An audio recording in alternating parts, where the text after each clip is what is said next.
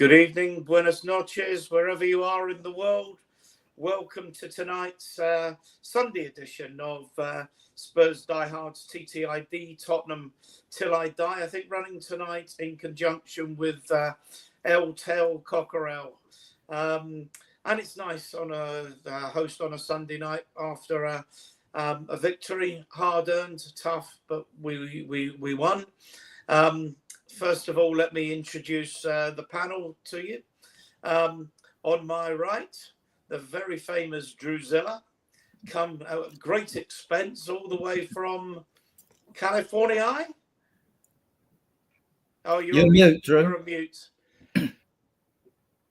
Still on mute. No such luck being in California. Although I don't know. Obviously, I'm wishing everybody out there all the best at the moment after what's happened. No, I'm in Kansas City, Missouri. Oh, yeah, so I'm I'm in an inch of snow, but loving nonetheless. Yeah, good man. And Jose, all the way from Spain. No. Via the South Coast. Via the south coast of England, yeah. Yeah, the northwest coast of Spain via the south coast of England. Good evening. And, I hope everyone's well. Nice to see you all here and see everyone in the chat. And my my co-host, our founder, Adrian. Good evening, Adrian. Yeah, I'm in the tropical Riviera of North London called Edmonton.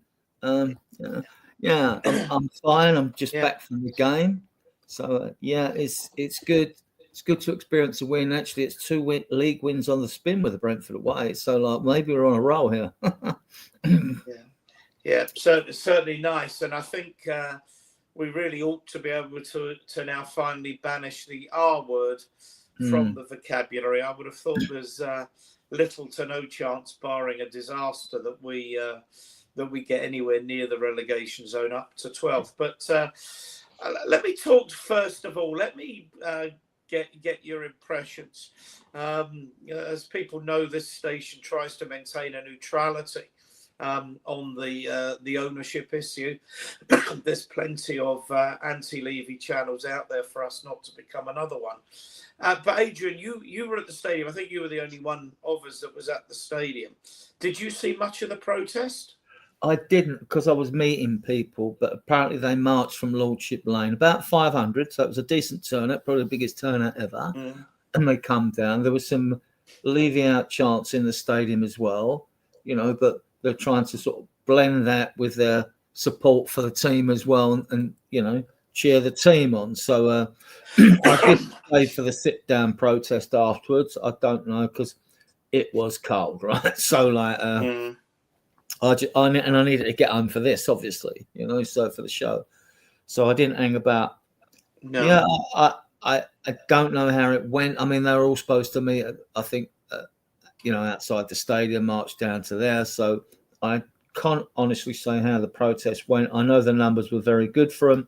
I am in solidarity and sympathy with the protest regarding Levy, especially more what I want to see, because I don't see Levy going anytime soon, even in a few years. But I'd like to see a cultural change at the club. That's why I'm in sympathy with the protesters, in solidarity with them as well. I'm not an ardent protester like most of them are, but just want to see changes inside the stadium as well, like seating in the concourses, like green cross codes above the seating. If there are old people there like me, you may need to sit down and all that, and not the lame excuses. Oh, it'll obstruct the walkways. And all them concourses are wide enough. There's plenty of areas you can put strategic seating. There's plenty of areas you could add more water stations for people. Because a friend of mine experienced a funny turn there, and it was a struggle. I had to queue for water and things. Anyway, I don't want to go on too much about that. Drew. I mean, you would have been watching it on presumably one of the American broadcasters that show it. I know that they use it, because I've watched them before, but English commentary teams and what have you. But was there any publicity given to the protest? No, next to none. I didn't notice any. They might have mentioned it in the pre-game. I watched it on Peacock, but they didn't. It's not like they suggested anything from camera angles in the stadium at all. There wasn't any. They didn't bring to your attention any particular chance. It just was a nothing burger as far as American audiences, I think. Sounds okay. Jose, you presumably watched the same stream as I did on Sky. They did give quite a lot of publicity to the protesters today. Don't know. Didn't watch. Okay. Didn't watch much of the lead up. I only watched it probably the minute it kicked off, or just after it kicked off. At half time, I went away and did stuff. I came back the second half had started, and right at the end when it finished, I watched them. The players clapped the fans, and they were still on the pitch. And then my wife took over the telly, so I've not seen much at all. Okay. This is leading me neatly on that tomorrow night, 17th of February.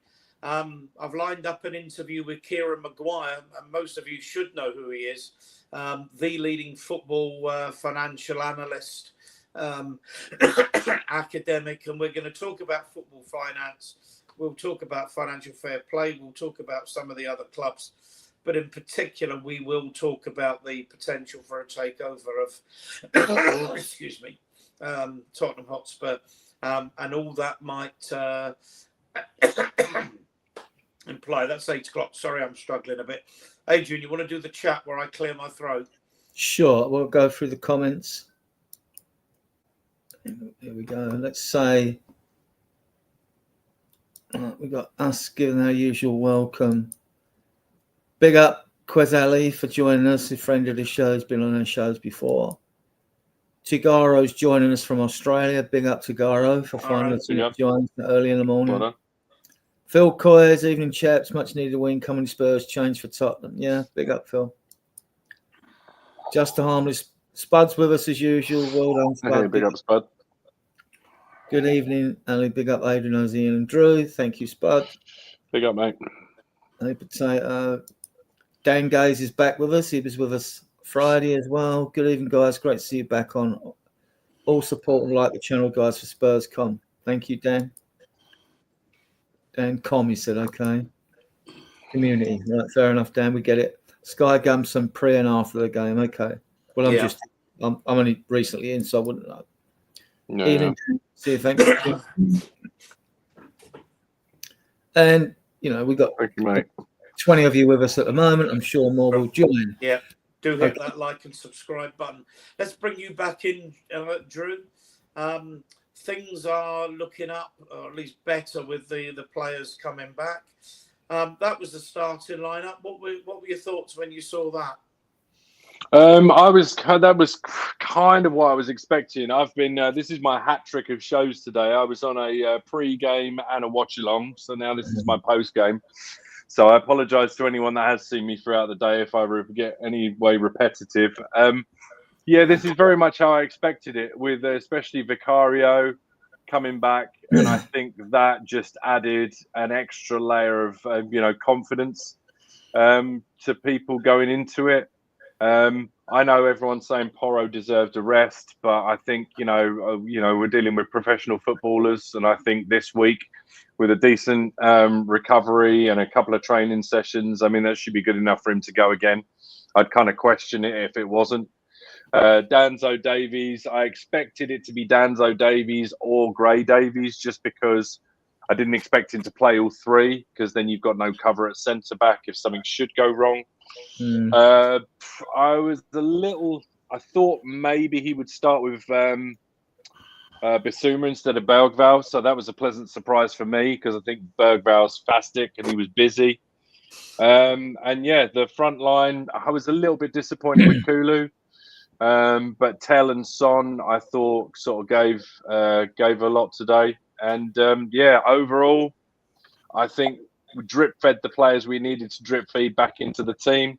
Spence was immense, and yeah, overall, can't really complain too much about that. No, Jose, your thoughts on that team?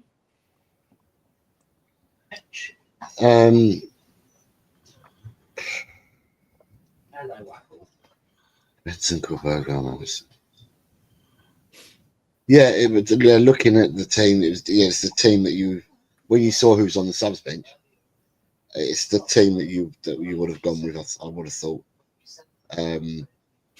Too many players. Well, there's me laughing. Too many players returning.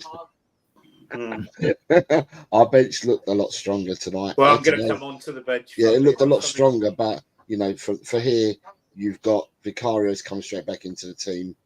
Madison came straight back into the team. So yeah, we couldn't play them all, could we? So yeah, it balanced out. Yeah, it was about right. Yeah.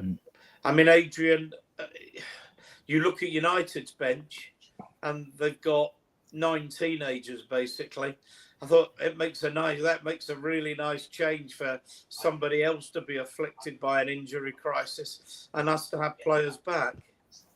Well, they get no sympathy from me. They want, as the old saying, if you want sympathy, you find it in the dictionary. It's somewhere between shit and syphilis. You know what I mean? I was actually, it did surprise me. I expected greater start because centre backs are the least runners in the team usually, so they don't usually get knackered if they're overplayed. And I actually thought he'd go experience. I actually thought Bassoon would start, but I'm glad Burville started because I thought it was outstanding. Kula was a bit quiet, and I thought, it was Tell, lively, Son, energetic. He showed a lot of energy, a lot of closing down. I mean, it's still a good team. The front three still need to blend it, work on. It's still clunky. It's not functioning. It still looks a little bit disjointed, But the midfield today and the back five were very good. If I was critique anything, it would be the front three. Yeah, Drew mentioned the point about Vicario, Adrian. I'm going to bring you in specifically on this because it wasn't that long ago that I did a show with you. It must have been a Sunday show I was hosting with, and young Tom was on the show, and we talked about if we had a choice, Vicario or Kinski, to play against Arsenal on the Wednesday night, who would we pick? And the three of us said we'd pick Kinski. There was really no doubt, though, I think, after the last few weeks, that with Vicario back, Vicario was going to take that place. Yeah, well, I mean, we've had such a small sample to judge Kinski on, whereas Vicario played every game last season. We know more about Vicario. We know that he had weaknesses at set plays and corners, right? Which he has improved on. But as far as agility goes, although when people say goalkeepers are good shot stoppers, that's just the first prerequisite of every goalkeeper, isn't it? To be able to stop shots, right? Should be, yeah, absolutely. Agility and reflexes, Vicario edges it. I think he showed it today as well on a couple of saves of some of his moves. But, Kingsley's better. Look, I'm just pleased we've got 2 goalkeepers. Kinski will get better. And so will Vicario because he's only 27. Yeah. He could have a good 5 years in front of him, at least 4. At the time, we do get a bit of email about players according to whether they're in form or not. So we went for Kinski at the time, and it's probably justified. It must have been justified at that time, So at the end of the day, it was only 12 million, but I thought Vicario was one of the big successes today. But Drew, I write my little banners as the game's going on, one so I remember them, and so they're very much current when I'm typing. The word on the street is that when he's had a bad injury, whether it was at Leicester or Tottenham, it takes Maddison weeks to get back up to full strength. And my first impression watching the game was, by God, Maddison's hungry. He's looking for the ball everywhere. I wrote that after about 5 minutes.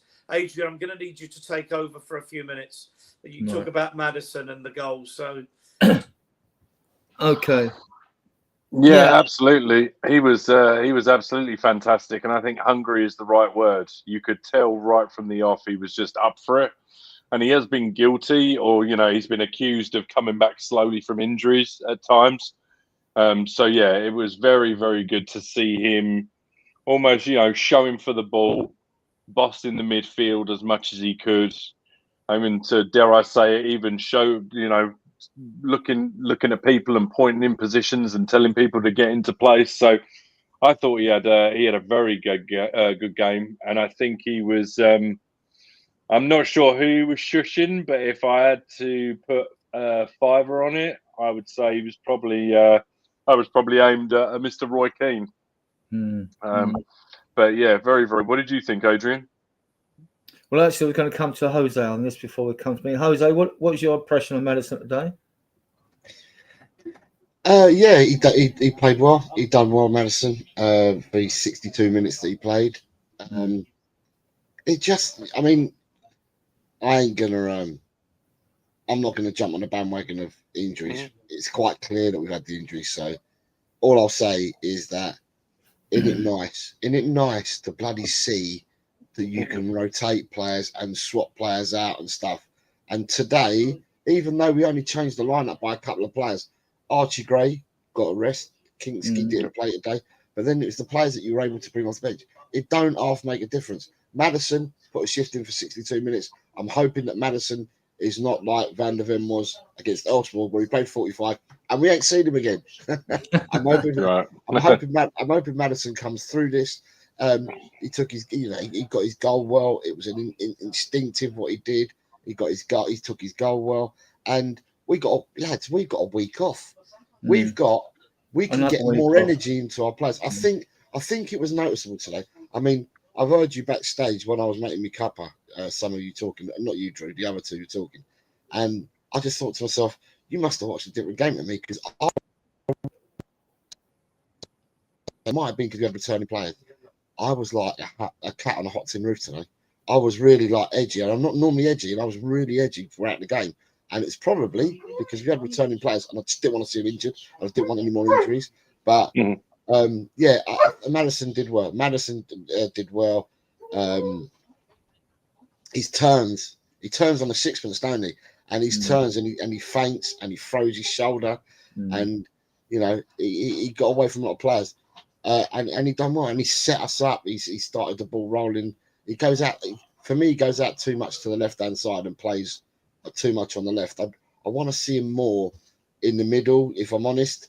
I know that he came out to the left hand side, but we ended up having three players on the left. So you had Spence, Sonny, and Madders all playing in triangles there. And I'd rather just see, he played well, but I'd rather see him in the middle, because I think he can thread the ball through an eye of a needle. I mean, that's what we bought him for, as a pick locker. But it was so good to see him back. I'm not going to lie, it was. But apart from him, it was great seeing all the others back as well that came on today. We've forgotten who they were. And we was like, I need to rub my glasses or something. Right. Am I seeing things or what? There was a couple of fantastic balls. There was one turn that he made with a ball through to Sonny that Sonny really should have made a little more of. I think he ended up getting a shot on target, or there was a shot, but it was, peach of a ball through the defender and right back, the gap. And just, it's, as Jose says, it's fantastic to have him back. Yeah, I mean, I was impressed. A fumble by Onana for the goal, really. I mean, he should have held on to that. But like you've covered him really like that. The only thing to really add to Matt is that's now 10 goals and 6 assists he's got. So in all comps, so his numbers are always good. We've always wanted a bit more from him, and he showed it. This is what we want from him today. He doesn't have to be like 10 out of 10, but give us a 7, 8. Because we're looking for you to do that. It's why you're in the team. We're looking you to create.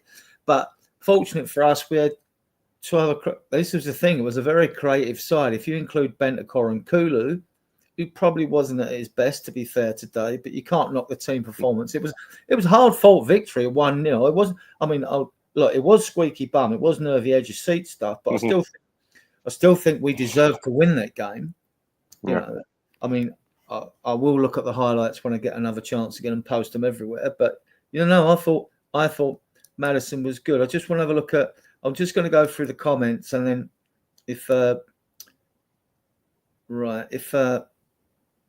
okay, let's go through these, and then we'll go on to the next banner if Ian's not back. His next banner. Graham, good evening, Graham, regular friend of the show. Drew is saying hi to you here. Great finish to the weekend. Yeah, 2 league wins on the spin, mate. Andy Lloyd, welcome to the show. Not sure I've seen you before. If I have, I apologise. Big up for being here with us and stick with us. This is the podcast to be with. and of course Hotel Cockerels. Nita, regular friend of the show. Big up, Rita. Good to see you. Yeah, thank you, Graham.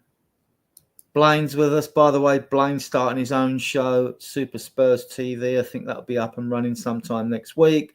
You'll find Blaine in the WhatsApp in Spurs Talk Show WhatsApp, which is Sean Butler's WhatsApp. We're all sort of interrelated in the Spurs community here. You'll find Jose there as well. Big up, Blaine. Jose here, saying hi to everyone. Drew here commenting. Graham back here again. Happy with the win for Spurs, Josie, but prediction was shocking. We won't talk about. I haven't really looked at mine. I started disastrously. Jose's got the fists up. He must have been smashing it. Like I shared one of Dan Toys contacted me yesterday because after the first 5 games he'd started off like a house on fire, but then the second half of Saturday I had the house on fire. Oh, right. And yeah, I'm not going to give anything away, but look at me. Yeah, like a wide mouth frog, right? Okay. I mean, I haven't checked all of mine. I didn't get a correct result so far on all the results. Might have 4 or 5 points at the moment. I don't know. I haven't looked. We look so large up front. I know Chelsea, their team where our shots on goal today also affecting some corners is so poor. Do you want them to discuss that, Ian? And I'll hand it back to you. Yeah, no, you're good. Where did you get to? Well, I haven't touched the second ban. I'm just looking at Andy Lloyd. No, sort of okay. Well, that's because I think we'll come back to Andy's point because I mean, I think up front still got a little bit to go, but I think we're desperately missing Solanke. But let's talk about. I mean, the goal came early. Assist from Bergvall with a shot. Maybe not the best piece of goalkeeping. Yeah. I thought, is he offside? But he wasn't. And then 1-0, Drew. Yeah, and Maddison was sharp to it as well. And Bergvall, I think we all looked. The one thing I said in the pre-match that I was on was that we needed to. The one thing we absolutely needed to do with a week off was look sharp and look up for it. I think, barring a couple of instances where it kind of got away from us a little bit just with the first touch, I think that first 12, 15 minutes, we really looked like we were at it. And especially Maddison. And yeah, Bergvall, I can't speak highly enough of that kid. I think he's fantastic. He did really well to get on the ball. And yeah, Maddison just very sharp and first to it. Yeah. I mean, Jose, one thing you got to say that week off seemed to have given us that little bit of extra drive and energy that we've been lacking, where the players have been playing. Same players have been playing Sunday, Thursday. We look better for a couple of new faces or fresh faces and players rested for a week. Yeah, like I said, it makes a difference. I mean, all we've been doing is moaning non-stop about the injuries and nothing changes, and you know it's been doom and gloom. We've had a really tough season. The club have had a tough season, the players have had a tough season, our supporters have had a tough season. And like I said, today, with the benefit of having a week's rest and being able to, and when I say a week's rest, I think the players had 3 days last week rest and probably trained twice this week. The ones that have been playing non-stop, that is. Everyone who's returning from injuries probably were in a few more days than the others. But it makes a change. And although we're in the Europa Cup and you know that's a few weeks away, it just means that next week you get another rest. So you recharge the batteries, you get more energy into yourself. And you know, we will end up looking like a different team when we're energized. When we've got no energy at all, we look like we did. We look lethargic. It's going to take time because you know to expect us to just go boom overnight, it's not going to happen because you've got players coming back to play games, and when you're playing football matches in the Premiership, they reckon to get up to speed you've got to play 5 or 6 on the trot just to get up to speed. So you know, Maddison playing today and having 62 minutes. You've got Johnson came on for a few, Odebert's come on for a few. You know, Udogie hasn't. come on the pitch yet. So, and then you've got other returning players as well. It's going to take time, but it means that you can rotate. And that's the fantastic thing, that we can rotate again. Like I said earlier, our bench looked totally different today because of, the lineup that we had and the players that we've got back. For our next game, I'm looking forward to it. Again, I always look forward to us playing. But as I said, it's repetition. It's going to be that rest period this week, and then he'll pick whatever he believes is the best 11 to start the next game, and he'll pick the best bench that he can possibly pick as well. Yeah. So don't be surprised if you don't see many of these youngsters on the bench now filling our bench. Not that I don't want them, because I like some of the youngsters that we've got, but we've got players returning back. So let's have a look and let's see what we can do moving forward. You're quite right. We've got 13 games left in the league this season. And we're going to have, we've got a minimum of 15 games, haven't we? If we look at it, we've got a minimum of 15 games. We've got 13 league games, and we've got 2 games that will be coming up after the draw on Friday in the Europa League. So someone will turn around and say, some of the really harsh people say, and these 2 teams today are favourites for the Europa League.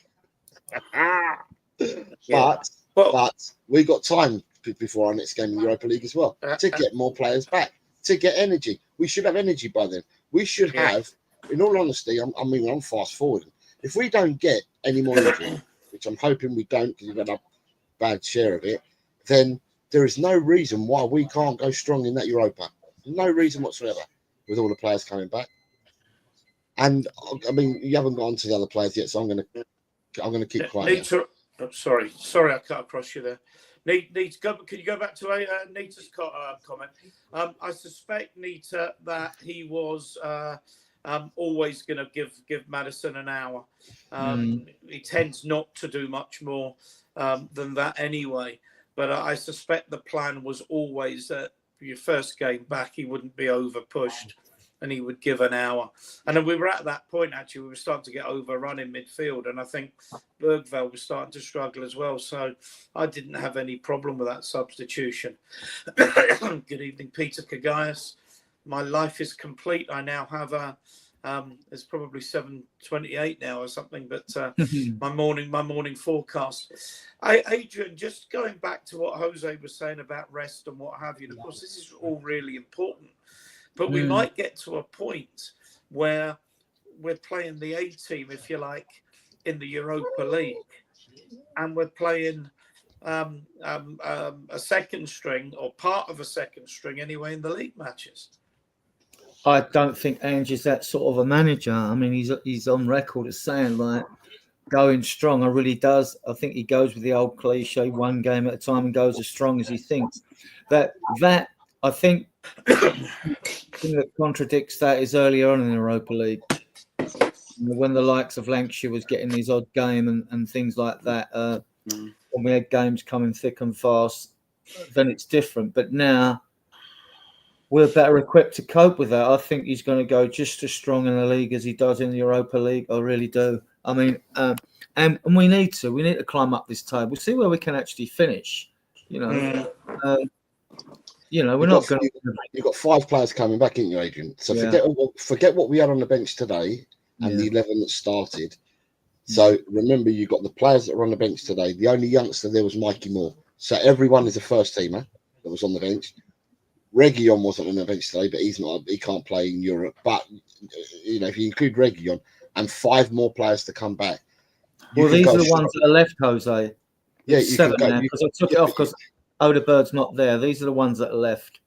Okay, 7 players to come back. But then at the end of the day, what I'm trying to say, Johnson came back today, so he shouldn't be there either.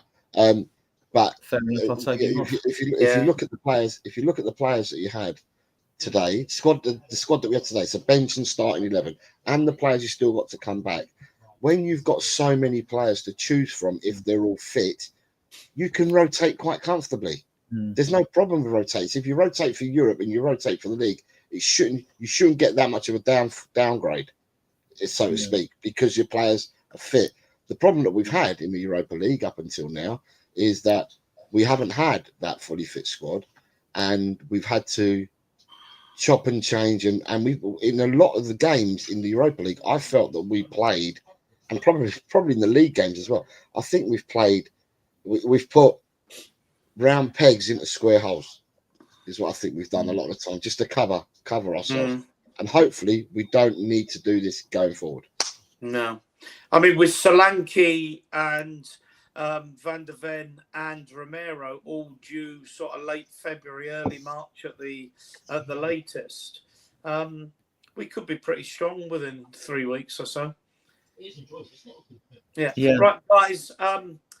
35 of you. It's sort of, I know it's not always the same 35 people come and go. Please hit the like and subscribe button. Really does help us, you know.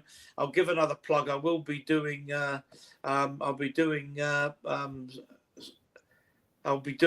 this more than once tonight. Tomorrow night, I've got the pleasure of interviewing Kieran Maguire, the top football academic and analyst, talking about financial fair play and profit and sustainability. And particularly, we're going to get on to Tottenham and the potential for a takeover, who might come in, how much the club's worth, will Daniel sell, etc., etc. 8 o'clock tomorrow night.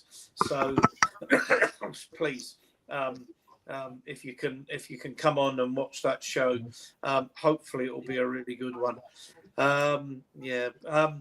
Right, where are we now? I wanted to bring on Drew. Sorry, Adrian. That's all right. That's fine. Back. I'll just pick this up. You can go back to the chat in a second. Garnacho, 22 minutes, fires over. Should have scored. But my worry again was that right-hand side of the defence. And I've looked at it 2 or 3 times and I've got no idea where Porro was or what he was doing. he was in his natural instinct of being a right wing back. And he still doesn't quite have it, does he? And this is the problem with the criticism of the Ange system, or Ange ball, as people like to refer it to, and I can't stand it. But the downfall of his system is that players can be caught out in strange areas, and if not everybody is absolutely on it, it can break down pretty quickly. Yes, there are times where I do wonder where Porro is going. He's here on your side, Ian. What's happened there? I'm not sure. Hello. Oh, hello. No, wait. Oh, there you go. Thankfully, I think somebody, I don't know who it was, I can't remember off the top of my head who came across and slid in, and I think put Garnacho off just enough that he ended up firing over. Porro again. Second half, yeah. Oh yeah, kind of. But so it's something that absolutely needs to be worked on. But hopefully, with players coming back and a more solid, stable first 11, sorry, this is my film. That'll be things that get ironed out, I hope. Yeah. Jose, again, Drew makes an important point, but it does seem to be on that right-hand side that we've got Porro's absent without leave. It doesn't seem to happen on the left, whether it's Spence or Reguilon or Udogie. We don't seem to get caught on the left anywhere near as badly as we do on the right. It's a recurring theme and has been all of this season. Last season, it was our 2 playing the high line. But this season, it seems to be more prevalent on the right-hand side when Porro's playing. When Porro's not playing, it doesn't seem to happen. Now, it's just a case of does he play defensive or does he play attacking? And if he does one, he doesn't do the other. Does the other, he doesn't do the one. So it's he gets caught. But do you know what? For all the catching that they did today with him, right, and he did get quite a few times, I think that some of his defending was really good. When he was in position to defend, I thought he put in some tackles today, and I thought some of his defending was good. But I say some, because doing some good things gets outweighed by the times that he gets caught up the pitch. The best fullback we have at the club on evidence this season is Jedi Spence. It's quite clear from evidence this season Jedi Spence is the best fullback we've got at the club. I'm not too sure what happens when the doggy comes back, because Ange likes a doggy a lot, or he did like a doggy a lot. And if that's the case, I'm a bit wary of what Ange does, because if he plays a doggy down that side, then I want to see Spence play on the right. I mean, Porro's a Spanish international and everything, but to keep it tight. I mean, if you watch Spence is predominantly, his stronger foot is his right, but he plays on the left and he plays 2-footed. Yeah, and he looks equally adept on either foot. I thought Spence was today's man of the match, in all honesty. yeah. For me, he was the man of the match. I thought he was absolutely brilliant today, Spence. And Spence has played up against Salah,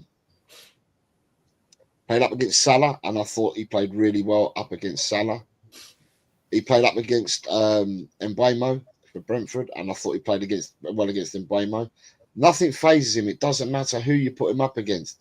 Spence does the job, and he does both. He does the job defensively, and today what I saw from Spence. I mean, obviously you were at the game, Adrian, and you two chaps watched the game like I did. And what I saw, I kept seeing Spence when he did bomb on. Right, I thought Spence should have carried on bombing on, if that makes sense, because the ball was passed inside. And then he stopped because Sonny was there, and Sonny slowed the game right down again when it was past to Sonny. And what I wanted to see is, I wanted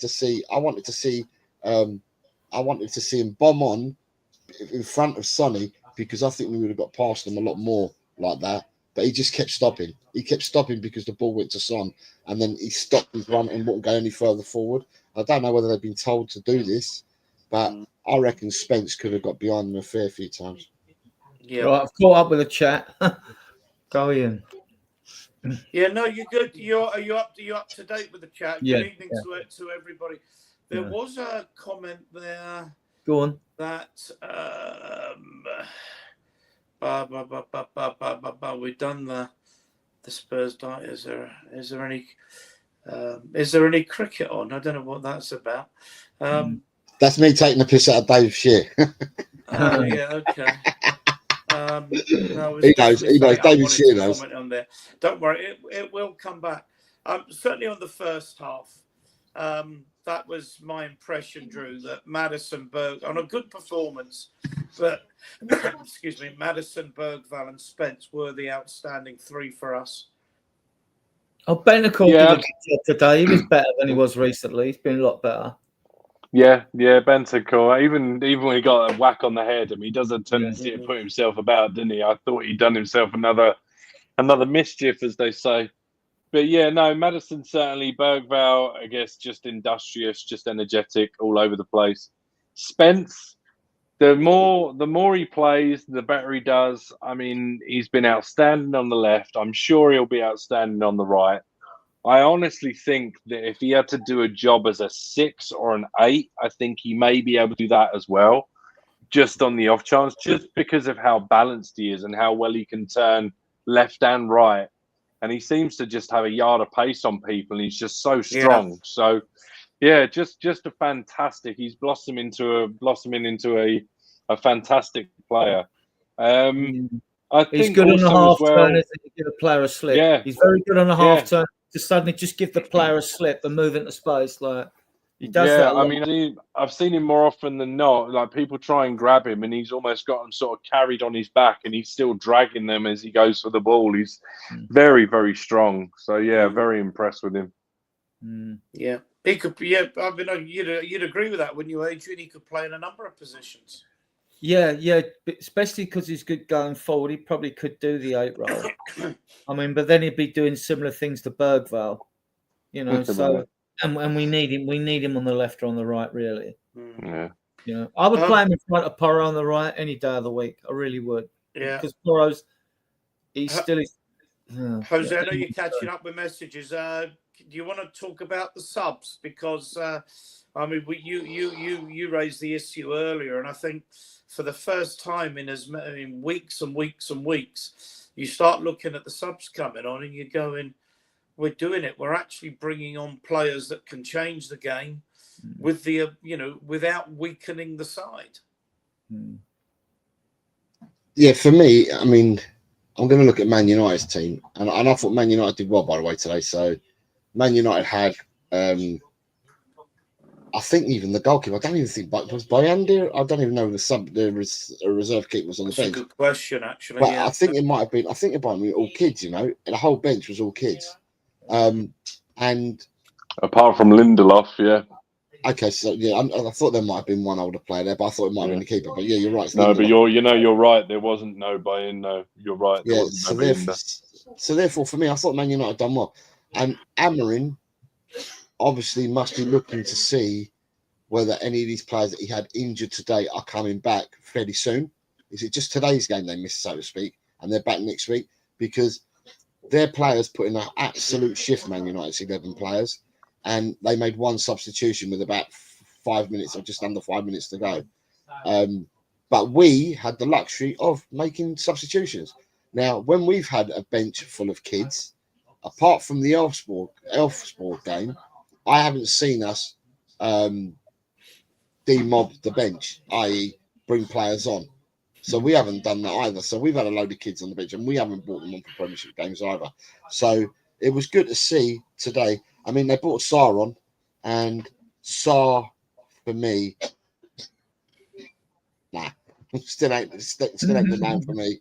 There was a ball that was in the box near the touchline. I don't know if you guys have caught it towards the end of the game. I think it was the 82nd, 83rd minute. There was a ball that was there, and someone had passed the ball along, made the tackle against the Man United player, passed the ball along. It's right on the touchline, and instead of controlling it, he's kicked it out for a corner. And I thought to myself, what are you doing? You could have just booted it out of play for a throw-in if you were unsure, or you could have just carried the ball out and he just tapped it out for a corner.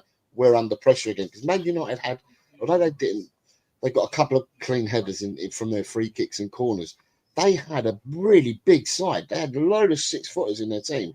And I just thought to myself, Brennan Johnson, yeah, he was getting up to speed, weren't he, Brennan, when he come on? But he was unlucky where he took the knock, where he could have just flown right through, and he took that knock when he took the bank at the end, and that fell down because he was off balance and that. But there was one where he's gone for a lovely run, and obviously he hasn't played for ages, has he? So he hasn't got the confidence, but he's gone for a lovely run. Do you remember when he first came on, he's carried the ball right down through the pitch, and the lift was backing off because he didn't know whether to go towards Johnson or go out wide and mark Kulu. Eventually, Johnson's gone running, hesitant for me, and then passed the ball out to Kulu. For me, had he ran at the defender, but that comes with confidence, and we'll probably get to see some of that in the coming weeks when he gets up to speed. But it makes a difference. Yeah, of course it does make a difference. Them two, I'm not going to say Sarr too much, but Johnson, yeah, glad to see Johnson back. But there was more subs that came on later, so. Yeah, well, yeah. I mean, I was going to. There was 3 other substitutions. Drew, 77 minutes. Danso getting an injury. We hope that's not too serious. Was it an injury? Yeah. Yeah, some sort. He was feeling something. So yeah, just praying that that's nothing too serious. Otherwise, we're back to 2 central defenders again, and even one of those is a midfielder. So hoping, pray Danso. And then, I mean, Bissouma, there's not really much you can say about Bissouma that hasn't been said already. He made there's a couple of good moments, but for the most part, he just looked like a overexcited Labrador trying to chase down a ball that he was never going to get control of in the first place. And that seems to be Bissouma. I'm just not been overly impressed with him, unfortunately. I thought before he got taken off, Bentancur had a pretty good shift. Certainly compared to the last couple of games, because I've been very critical of him, given that he gave himself a pretty decent respite with the 7-game suspension. So, yeah, I mean, as far as game management, and like Jose says, just having the luxury of being able to bring on some fresh legs that wasn't too much to the detriment of the team. The one thing I will say, and I think it's But no, I will say I think it's an absolute disgrace. I mean, it's to be expected, but I don't know what feed it was that I was watching. I don't know if ultimately it was Sky Sports with other commentators or TNT or whoever it was. But it's just unbelievable to me that there were 3 or 4 moments in that game where the cameras were slap bang on the United bench, and there was a graphic showing who they were and their ages and the plight that Manchester United were going through and the unbelievable situation. Excuse me, sorry. I need to hold back the tears for a second. The unbelievable situation that Manchester United find themselves in because of how many teenagers they've got and just the rabid injuries in the squad. And I honestly think it beggars belief. It was an absolute disgrace that we've been going through that since mid-December, and we don't get fancy graphics showing everybody how old our, young bench is, and we don't get all this. So, do you know what? I have no sympathy for that lot at all. Yes, they did quite well today. They're in the same situation we were in, and may the chips fall where they may. But yeah, I think it's so nice and so refreshing, as Jose said again, to be able to bring on even just a couple of players that we've got a Premier League experience. And whether you like Johnson or not, he's going to hopefully over the next few weeks get a little bit more confidence in him. And I keep on saying this is like the beginning of the rest of our season. And long may it continue. I'll take 3 points any way possible at this point. Absolutely. Jose, I had a couple of looks at that name before I actually picked it up, but whoever folk off is, but there you go. I don't know who you are, but good name. Question, with the chances United missed today, are we thinking we were lucky to get the result or we deserved it? I'll give you that one, Jose.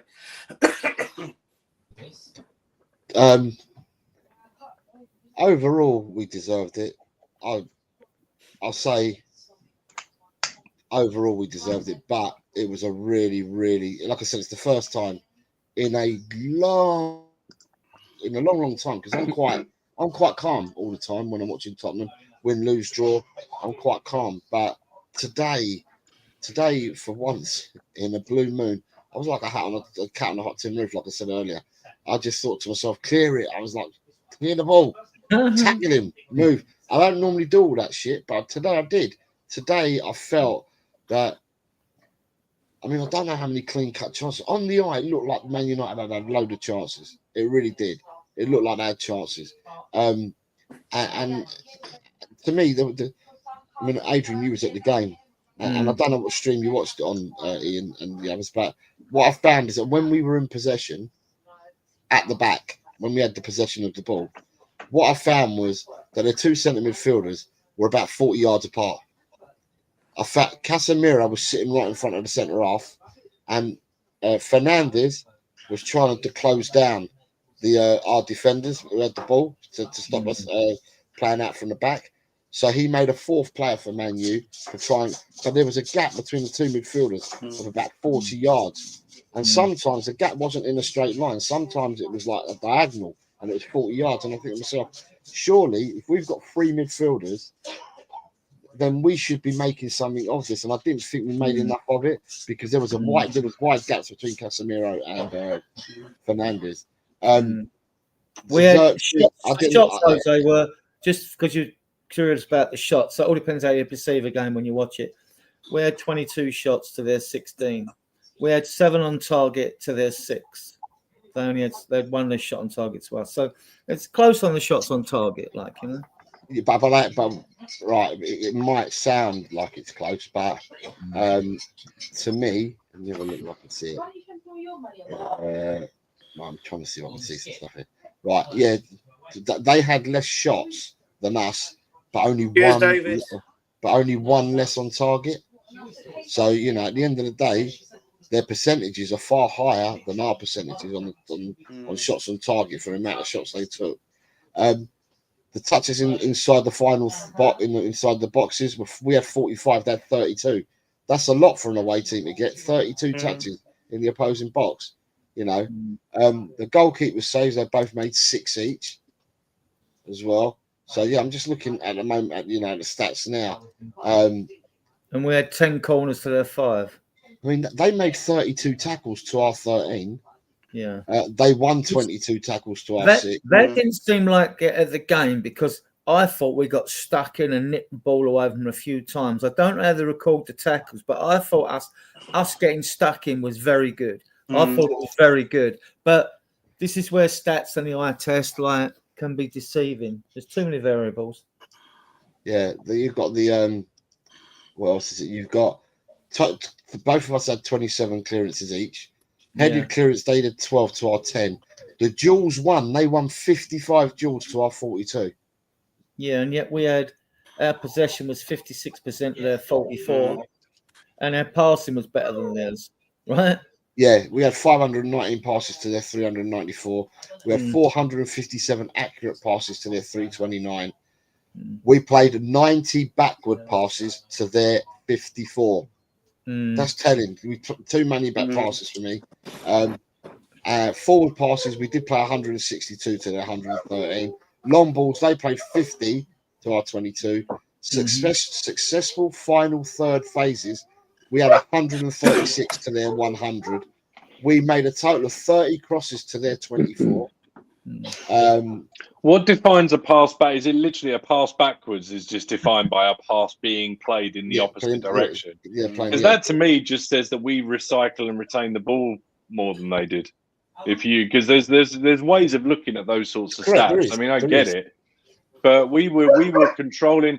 I feel like we had a lot of issues where we're the masters of our own downfall because we lose the ball a lot in transition, and we do at times when we're controlling, like that first half, we were horseshoeing and playing back to the centre back so that we could go around the other side. So if those passes from the wing backs or the defenders to the centre backs are counting on that, then I don't really see as it's much of a too much of a stat. My brain leaves. But then when you look at it though, Drew, remember what I said a minute ago about the Spence situation, right? When we get the ball out to the wider players, right, what we end up doing then, instead of taking the men on, we recycle the ball like you're saying. We go all the way back. Yeah, like you say, yeah, Spence should have gone further. And then we go all the way back further still, and then we end up with the goalkeeper. Now, when I went to watch, the only live game I've been to watch was the Everton game. And when I went to watch the Everton game, there was so many times that the crowd were booing. At the game, the crowd were booing because we kept playing the ball exactly like we're describing now. We kept playing it all the way back, and it ended up with the goalkeeper. So, at the end of the day, we do a hell of a lot of that, and more than other teams. Now, whether that's to reset our players or not, and to get them to move around, I'm not sure, but we do it a hell of a lot. And I know that the crowd were on the team's back when they were doing it in the Everton game, which is the only game that I went to live. When I started watching football, there was a manager in Notts County, manager of Notts County for 100 years, by the name of Jimmy Cyril. Yeah, you may remember him, Adrian. I don't know if I remember Jimmy Cyril. Yeah, played for Celtic in the 50s, Scotsman. And his quote was, "The team that scores the most goals wins. The rest is only gossip." And, we have got this real Americanization of football with stats. We've become stats obsessed. Far too stats obsessed, in my view. And it's taken from America that puts everything down to statistics. We scored 1, they scored 0. Nothing else matters. I'll tell you what gets me, this David Clark. Yes, we're going around, I need to pass it back, and it shows me they have too many players down at the class and can't keep the ball when coming under pressure. Yeah. To add to David's good comment, because he comes in the show lots of times, makes lots of good comments. I find we look good suddenly with speed and we break forward, and then we get forward, and then we come to a grinding halt. We just stop instead of trying to continue with another forward ball. Even take a risk then, because we get in such a good forward position, and then I mean, I don't want to be overcritical because I haven't got the line of sight the players have got. I'm very high Of up course. on the stand, right? And it's easy to be a critic at high altitude, right? And having a camera view of the game and watching on the screen as well, because them screens are as big as tennis courts. But this frustrates me when we get all the way up there and then like, okay, I mean, maybe now with training a bit more time, they'll work on that, you know. But I've seen it all too often when our good progressive move upfield just comes to a grinding halt. I don't know what you guys think of it, you know. Yeah. I have been plugging it, and I'm going to do it again because I know people are Sorry, coming, put it up coming again. and going all the time. Leave my buttons, leave my buttons. Tomorrow night, I've got an interview with Kieran Maguire. Most of you should know who he is. Leading academic, football analyst, finance expert, and we're going to talk about various aspects of football. Certainly the history, financial fair play, profit and sustainability. But of course, we're going to get on then to, particularly it's topical at this time with potential takeover of Tottenham, what the club's worth, what we might get for it, who might come in, etc. So, excuse me, 8 o'clock tonight. Sorry, 8 o'clock tomorrow night. Adrian, take over. I want to talk about this man. I need to cough. Okay, Son's woes, guys. Okay, Jose, I thought Son showed energy today. I've got to be honest, he was closing down. I thought out of the front three and my favourite players, Kula, I thought Kula was the one that looked the worst out of the front three, which front three lacks cohesion. It's lacked cohesion for a while, and it's clunky. Yeah, I thought Son he did okay. My favourite out of the front three, the one that played the best out of the front three was Matthias Tell. Yeah. When we get Solanke back, Tell has to start on the left hand side. Not Son. Tell has to start on the left hand side. Or Mikey Moore. Tell would frighten more people than Mikey Moore. Tell is like he's a year older than Mikey Moore, isn't he? 2 years older. Big up, Graham. But you can tell the difference. You can see the difference. You can see that Tell's played football. You can see that he's been about, you know, his touch, his runs, you know.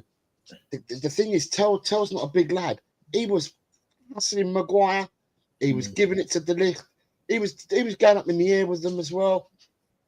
For me, he was the most, out of the front three, he's the one that put himself for me about the most. And got, the only thing that he's got, and it hasn't come, he's got to be on the 6-yard line to score a goal because he had a couple of shots today that was so weak. He miscontrolled a couple of balls in two good positions where he could have got a shot off as well, didn't he? It was just a little bit of, look, he's new into the team. He scored, didn't he, before? He's a good player. And he looks quality. He does look a quality player. But to me, obviously Odegaard, we haven't seen enough of Odegaard either. Sorry. Because Odegaard, I only saw Odegaard for a half and a bit because he made his debut against Everton. We were there, weren't we, Adrian? And where I was sitting in the south stand, I had line of sight of him attacking in the first half, and you can see that he's got left. He can play with his left and right foot. Yeah, he can play on the left or the right. Yeah, but but he uses both feet, don't he? Is what I'm saying. Yeah, he's a dribbler. He takes players on. But you've probably forgotten that he had a couple of cameos, a couple of 15, 20-minute games, like you're saying. And then when we played our first game away at Burnley, he gave Son 2 assists for his hat trick at Burnley when we won 5-2 away. Remember that game? Yeah. And 2 assists. And I thought, and then he made me sit up because normally with wingers, sometimes they're all piss and pace and they don't look up and they just hit across into the box and all that. But what impressed me at Burnley was he looked up, he showed vision. He showed vision on the ball to play Son in. And on them times, I thought, I haven't seen you do that before. I hadn't seen him do it in the other roles. He's looked lively and tricky. He's a very tricky winger. I want to see more. Instead of moaning about Son and about his woes and stuff like that, it's going to be good. It's going to be good that you've got Mikey Moore, Odegaard, Tell, Johnson. You've got rotation. You've got other players that can play them positions. So if you rotate the team and you pick the team accordingly, then hopefully we won't be talking about Son's woes or anything like that. Son is too good. He's too good. He's too good a player to be talking about him like this. He's been an absolute immaculate servant for our club, but the eyes tell us that you can't live forever. You can't go on forever. Some freaks can, because there are freaks out there.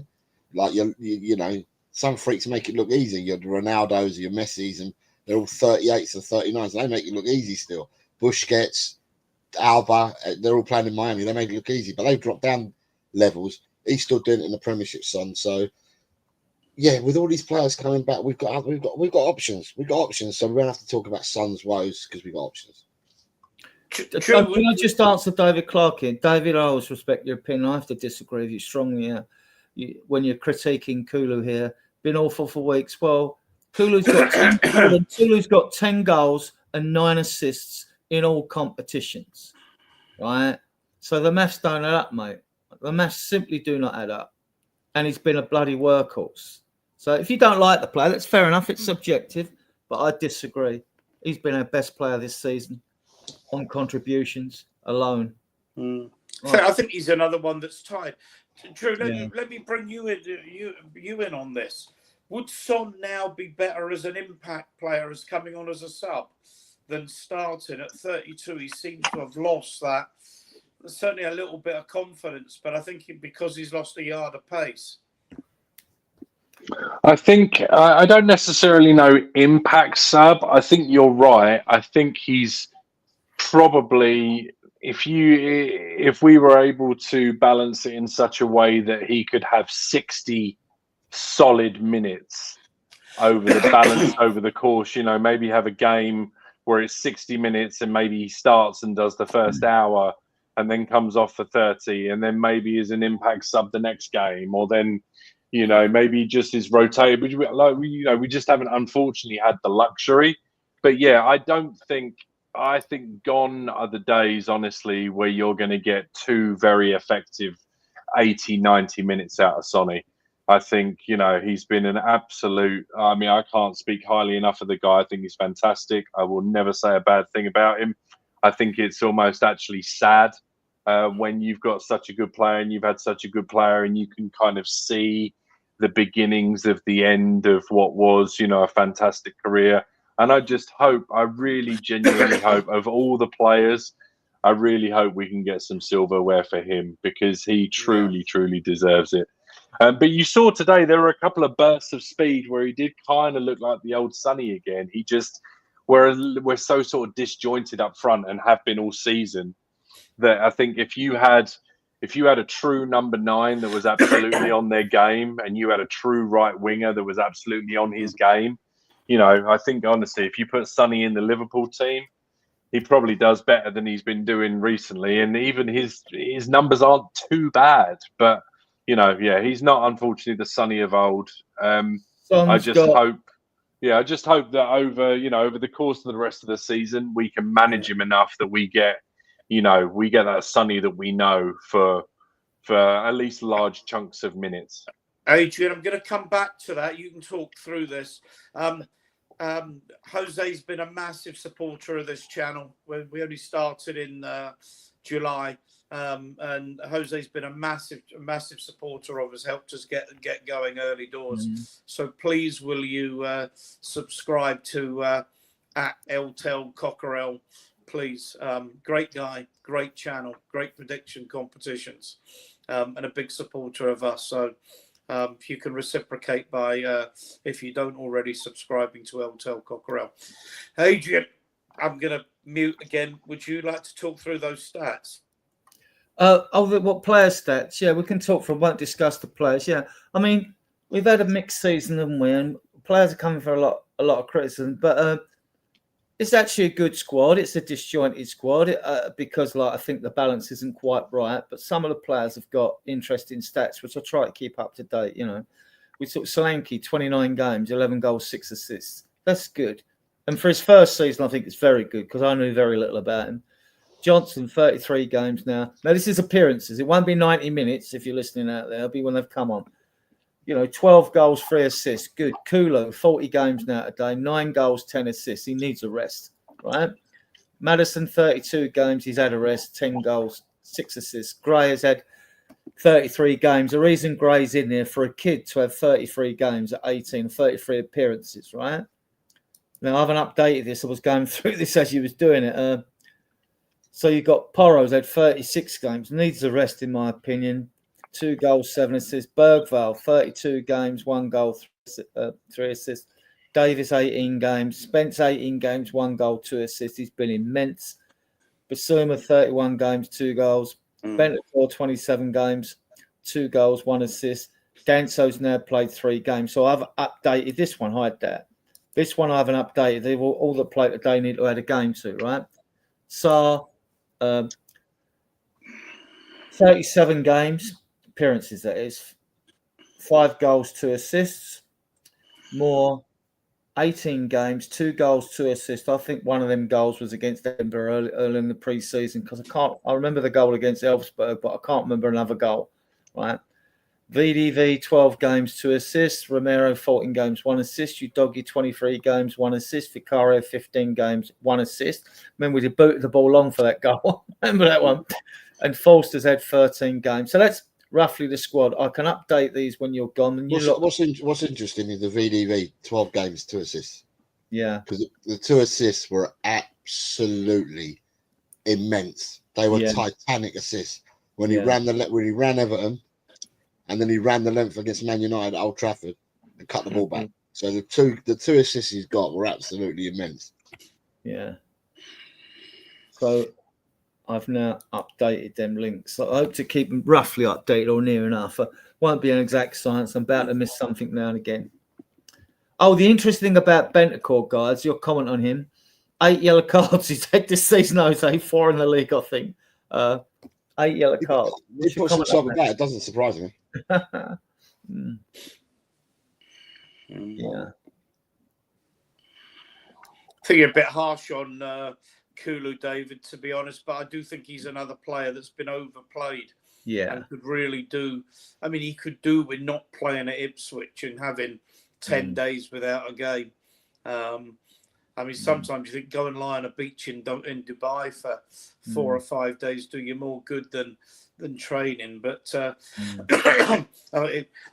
if you only want Adrian's opinion, then we'll just have to ask. Ted Danson. Ted Danson. Danso. Yeah, and Tel play. Well, go on. We'll take that for the 2 new boys. Listen, I've seen Danson play 3 times. It's still too small a sample to judge him, but I like what I see. I mean, he's got pace, and he may be a centre back that can progress us up the field like Romero does, because we don't know what Romero's future is going to be. And he seems very aware of Porro's deficiencies on the field. He's got good positional play, and he comes across to sort of like comes across to the right, even though you don't want to split your 2 centre backs and leave a gap in between them, right? So then Davis should come across, but Davis knows his job inside out, so like no worries there. But then they all should shift over if Porro's gone missing, and so should the right-sided midfielder as well, whoever's playing right-sided. Like if Porro's going forward, that someone should move back into his space and move across to the right. Tell. Yeah, he scored nice. Actually, it was a nice goal he scored against Villa, wasn't it? With him a wonderful left-footed cross by Kulu that he scored against Villa in the cup later on. And today he miscontrolled the ball a couple of times. If he got it right, he'd have been on goal. He's got an eye for goal though. I mean, he's not one of these wingers like just going to do a Werner and blast it over that. He has got a good eye. I like what I say. Again, too small a sample. Ask me at the end of the season. Well, we'll probably evaluate the whole squad at the end of the season, but yeah. I mean, I like the look of both of them, so that's a plus. And yeah, we'll see. We'll see what game time they get when VDV's fit and Romero's fit. And up front, well, we'll soon have a better selection up front with Odegaard coming back, Johnson coming back. So it's just I mean, I don't know if you're going to talk about the front three, but don't think there's much to add to what Adrian said, Nita. I mean, I think Tell is 19. He does. He's to get used to the system. He's playing in a different country. I don't know how good his English is. Suspect it's probably really good. He's one of those players, I think, when you get the ball, when he gets the ball, there's an air of anticipation that something might happen. And I like that in a player. I get it with Mikey Moore, and I've got it with Tell. I'd still like to see him really run at a fullback. But he's playing at, this is a high level. This is a very high level. Sometimes people forget how good the players are in the Premier League at all levels. So yeah, I mean, I'm happy. I think that's sorry, more good signings. Drew, you want to add anything to that? No, I think I like the confidence Tell shows. He's not afraid. He is a little bit lightweight for me, but like as Sheg says, big up Shegs, Tell's 19. He's come into arguably one of the most physical leagues, and he's putting himself about. I think he did well up against a couple of, arguably pretty decent, pretty big centre backs. Enjoyable to watch. Big up in a hype, exactly that. The press was good today, which, as Jose alluded to earlier, you could see the team was energised because we weren't pressing before because we were knackered in other games. But the press was good today. It wasn't totally cohesive at times. It was a bit stuttery, but players got there and did their job. They get in and try it. Yeah, no, good comment, mate. Okay, guys, if you can like and subscribe our channel. Really does help us. And as I've said, Tell Cockerell, I know I'm repeating myself, but I know people are coming and going all the time. Jose's been a massive supporter of our channel, so the least we can do is reciprocate. If you don't already like and subscribe to that channel, please do it. And I'll reiterate again, it would be great if I could, probably only an hour or so tomorrow night, maybe a touch more. We're coming to the end of this, actually, I think, after just over an hour, which is good, actually. I think sometimes we can overrun shows. But I've got an interview with Kieran Maguire tomorrow night, and really, really looking forward to it, talking about all kind of football, financial fair play. And I do want to bring him on, and I've told him I want to bring him on to the Spurs situation, particularly with the Spurs for change now. And whether we can find new owners and who they might be and at what cost. And of course, excuse me, what's the impression of who we might get. Folk off yourself. What's the panel in out? Go on, I'll deal with this before we close. I'm fully engine. I've been fully engine. I would like to see him have a better crack with a fitter squad. Not say injury free, but an averagely fitter squad that most teams have throughout a season with only, a smaller proportion of their players injured. So I want to see what we can do, because last season he had injury problems and he finished fifth. And I thought that was good for his first season. And this season, he's, you couldn't be dealt a worse hand. He's been very unlucky, but naturally, because results haven't gone our way, you've had the fan base try and pick up every stick. Oh, there's not enough leaders in the team. Oh, these players are crap. These are rubbish. Ange doesn't know what he's doing. He hasn't changed the system, which he has, because we haven't pressed. There's lots of changes. I think people with different agendas are blind to what he has changed and what he hasn't changed. And he has screwed up, and we have critiqued him. And when he's got it wrong, he's lost games. We've critiqued his team selections. We've critiqued his substitutions.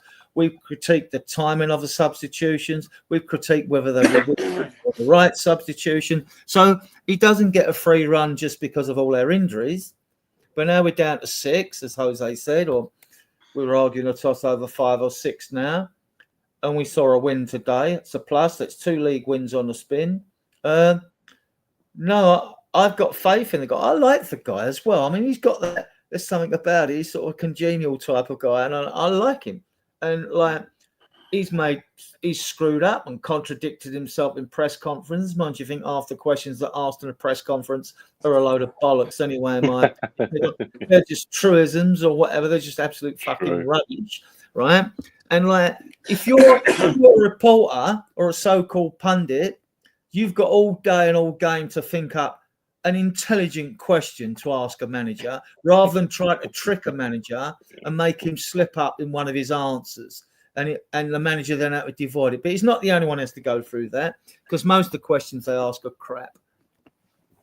I'm going to ask you a question, though, Paul. Drew? I'll keep it very, very short and sweet. I'm Anjin. That's as good as that. Jose.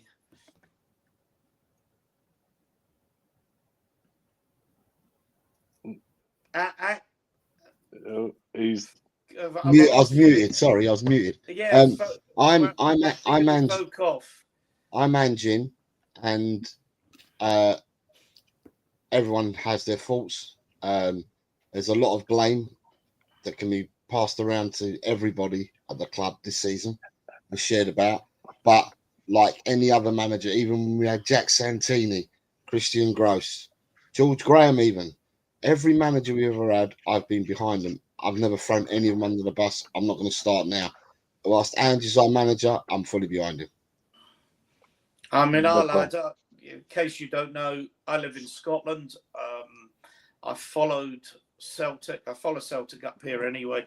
And I just loved the football that Celtic played under Ange. So when the job came vacant, I was very much an advocate for Ange. There are things that bother me, the number of injuries. Are they down to the training? I worry sometimes the three in midfield, the ease with which sometimes there's a space between our back four in the midfield, 3-2 passes. I'm conscious as well that we constantly get exposed on that right-hand side with Porro. Doesn't seem to happen on the left, and we don't address that. But by the same token, this, wash, rinse, repeat, sack, wash, rinse, repeat has to stop. We've got a project. We've got some fantastic young players coming through. And I'd like to see this guy given an extended run to see what he can do. So 4 of us on this panel, strangely enough, 4 of us are all very much Andy. I'm of the mindy, and if you don't mind me just quickly, I think if you look at the average tenure of a coach nowadays, it's usually 18 months to 2 years, and they're supposed to be given time to implement a philosophy, a change in players, personnel, backroom staff, everything in between. And when you consider that Spurs have had arguably one of the biggest in and outs in terms of roster changes over the last 2 seasons compared to a lot of other teams, I think there's as much logic in giving him the next 2 years of his 4-year contract, because just in the interests of some sort of continuity, just actually seeing if this will work. Because, I mean, the worst case scenario is it doesn't, but the alternative is, unless you catch absolute lightning in a bottle, you're just going to be in another 18 months of doing it all over again. So why would you not at least just give it another 2 years of some consistency and actually see where we get to? But that's just my philosophy behind it all. I've got a question for you guys, actually, all of you. My question would be like, on the injuries front, and then people saying, oh, it's the training and all that. But when you look at the injuries, I mean, it can be down to training. I'm not saying it isn't. But when you look at them, Vicario's was an ankle injury. Solanke's was a twisted knee. Dragerson was ACL on the pitch on the front of the knee, right? You've had Romero, it was a quadricep at the front. There was someone else who had a quadricep injury at the front as well. That's 5. I mean, how many actually think, everybody, the rumours going around that you'd think that everyone was a hamstring injury and like everything. What do you think? What do you actually think do you think it's down to training or maybe 1 or 2 months? You do get injuries in training, but right. So for me, and I said this before and I'll say it again, you weren't seeing this many injuries 10 years ago. you weren't seeing this many injuries. No, you weren't. Right? Football was played differently 10 years ago. And I'm gonna part of the blame on my fellow compatriot, Mr. Guardiola.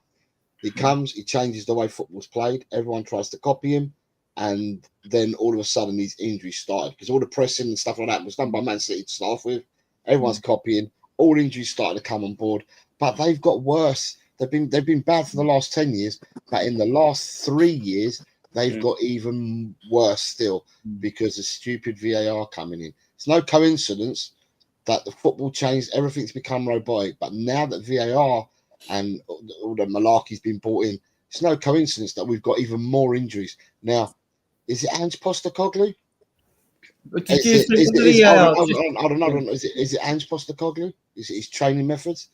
I don't think so, because every club is getting this. It's not just Tottenham Hotspurs. Okay, we've had the lion's share of it this season, but Bournemouth have had it. Man United have now got it. Arsenal again. Arsenal losing players.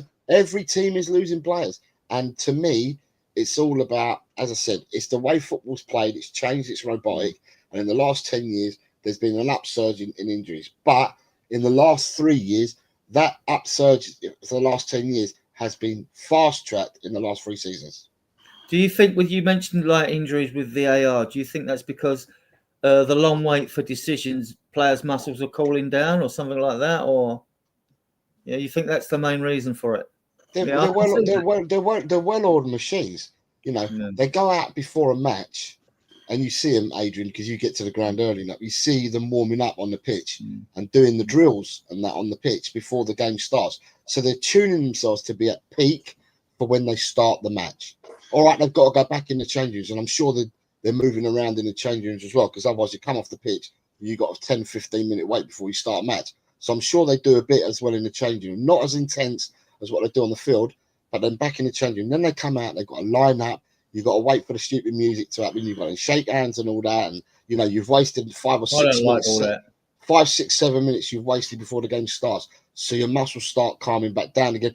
Bosh, you start the game of football. And if you start the game of football and you keep stop, which is what tends to happen with VAR, it's no coincidence. It really isn't no coincidence. And I think someone said that, and I haven't got to, don't quote me on this, but someone has said, or there was a stat somewhere, but I haven't got it in front of me, that most of the injuries that get to the players, right, are in the last 15 minutes of either half. They don't tend to get them in the first half hour. They tend to be later in the half. So when you've had stops of the game, the injuries seem to come in the latter part of each half. Yeah, well, I can envisage a time when perhaps when we're talking about players' welfare, and you've got to take into consideration players' welfare, either they're going to have to allow clubs to have bigger squads, more wages, Mr. Levy, bigger squads, or being allowed to use more subs. At the moment, you're allowed to use 5 subs. You're allowed 2 concussion subs. I bet Spurs will be the first team that have 3 concussed players in a game. Away we go. I don't know if you just saw it at the ground, Adrian, but Drew and Ian, did you notice today, right? And I know Ian used to be a former ref, right? But did you? I noticed today that when players were running through and it was offside, they weren't waiting for the actions to finish. They were putting their flags up pretty quickly today. The flag was up much earlier. Yeah, a lot today. I saw it a lot. And my little point on the subs. Then we get 9 subs in the Premier League, right? In Europa League, you're allowed 12. You're allowed 12. So why aren't we allowed 12 in the Premier League? You know, so you've got 11 outfield players. That's 23. You're only leaving 2 out your match day squad. You know, so. This has got to come. This has got to come, because you're right. Because I think players are running something like, back in the day, Jose, I can't pinpoint the exact point going back. Players are running 10 kilometres more. You know, we might come to a point where, first of all, you're allowed to make 10 substitutes instead of 5. I mean, Adrian, you might be old enough to remember no subs. I certainly remember 1. Yeah, it was. I remember 1. Yeah. Well, even in the 81-82 when winning FA Cups, we only the first team squad was 14 players. Neil Fenn, I was chatting to him in Rudolph's nightclub, because I knew all the bouncers, we used to go away together, and we knew these players would come in the players' lounge, we'd meet them all and all that. But, and he was saying he was getting $300,000 a week for being the 14th man in the team or something. I wonder if we year, might move. You know, there's always been an inveterate principle of the laws of football that if you're substituted, you cannot come back on. Yeah. And I wonder if we might get to a point where players are genuinely rotated. You maybe play, excuse me, half an hour, then go off and play the last half hour. The concussive injuries, Forget concussion, Adrian. I'm talking about general. Well, what I'm generalising is like, why is the limit at 2? If you should just be allowed to have as many subs as you like if there's a concussion. What happens if you get 3? You know, you can't bring a sub on. You remember back in the day, and you didn't have a sub. If a player went off, you played with 10 men, right? But it's different now. But I still think as the game's got faster and faster, they need to. I think squads are going to have to be bigger. Yeah. Folk off. I love saying that. Yeah. VAR is the toothpaste out of the tube, my friend. It ain't going back. No. That was always the problem when it. The issue I've got with VAR is the amount of time it takes them to reach a decision. Why haven't we got the automated offside? But they've had it in the World Cup. I think it's because people don't want to relinquish power. You know what I mean? I mean, like humans do not like relinquishing power. I mean, you need the automatic offside should be done. It should be pretty instant. If VAR does it, there's no question of like, biased officials, right? It's sorted there and then. You know, we've got great viewers actually. 46 watching now. Thanks for you guys for watching us. I made a note of this because first of all, 3 minutes I thought was, given the number of substitutes and there were players down, I thought 3 was ludicrously little. The other thing, and I'm trying to remember who it was that was injured on that right-hand side. It might have been Johnson. And the board came up for 3 minutes. And the game was 90 minutes and 26 seconds before the ball came back into play. And he played exactly 3 minutes. I don't know if there was a trend there or this is the beginning of a trend, but the referee didn't play. Must have been on a promise because he didn't play more than he needed to. No. I think he was eager to get over with, just like the rest of us. Yeah, so are we though. So are we. It was nervy, squeaky bum edge of the seat stuff because what's that? Sorry, Adrian. It was nervy, squeaky bum edge of the seat stuff. It was squeaky bum time. Because like, even though I thought we were the better team, and to the eye test, I thought we were the better team. But I mean, like 1 goal's not good enough, is it? It's never enough lead. I mean, you can score a wonderful goal and then concede an absolutely shocking one, which just destroys the good goal you've scored. You know. So yeah. So. Okay, right. Well, an hour and a half. I always think that's a good time for a show. Anybody got anything that they particularly want to add? If you're in the chat, been absolutely fantastic. Thank you for all your comments. If anybody's got a last minute comment before we big ups, Shakes. We haven't seen you before in here. We haven't seen folk off in here. Big up to you newcomers to our show. You've got the general idea. We are a very mature and sensible podcast. Yeah, we do discuss controversial topics as well in depth. You know. Yeah. And, thank you for all taking an interest in us. Come over.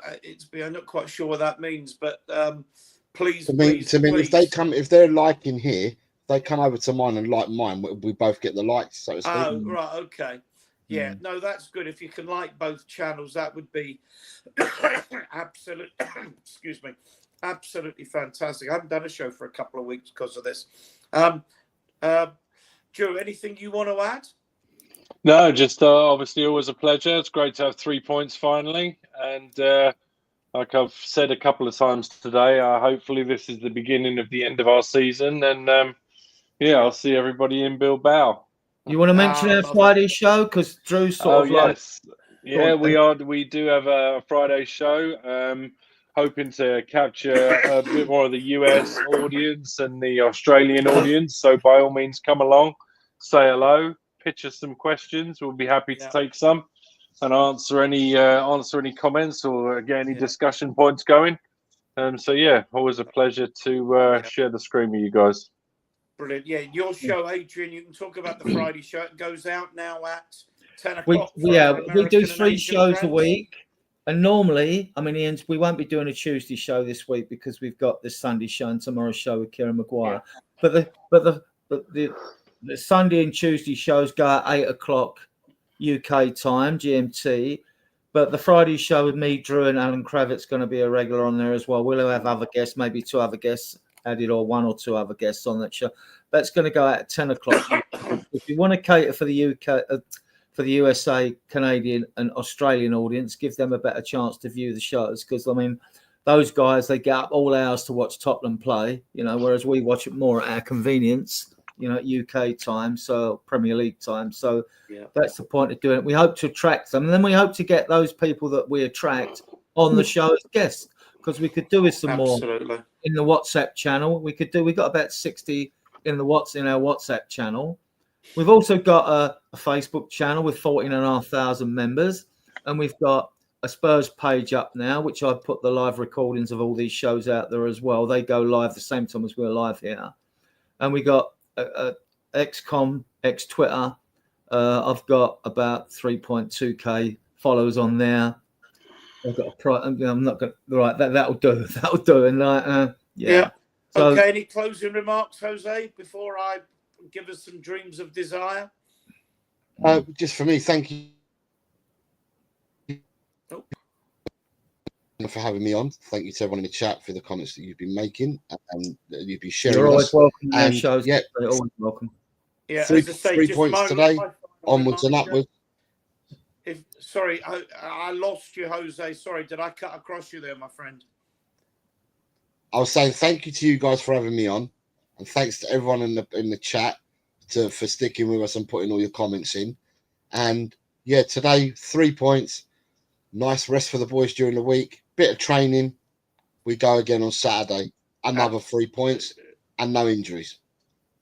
Okay, we'll leave that up on the player. Someone keeps messing about with my buttons.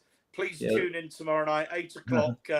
Spurs Diehards TTID. My interview with Kieran Maguire. I've plugged it enough. Time to say goodnight. Thank you to my guests. Thank you to Drew. Thank you to Jose, my co-host Adrian. And we're going out with a We Sing song. Good night. Thanks for tuning in, everybody. See you Friday.